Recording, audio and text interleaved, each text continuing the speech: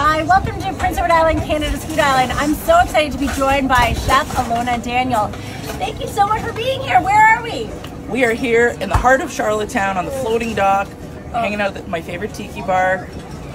Just enjoy the sun. Yeah, so I was so excited because Ilona is one of the fan favorites here on PEI, and we're so excited because she's launching a brand new TV show. I am. All right, tell us a little bit about it. So it's been a big dream. We've been waiting for this to happen. So one of my friends, Robbie, and I are doing this show. He's the regular guy, doesn't know what he's doing in the kitchen. He's a new dad, but he wants to cook at home and, you know, do some healthy stuff. So he's called in me, the pro, and so we get into the kitchen, and sometimes things don't work out exactly as planned, but he's learning and we have so much fun, and it's a great way to be a little bit more fearless in the kitchen. Oh my gosh, I love that, and just the camaraderie between the two of you must be amazing. Yeah. What's the name of the show?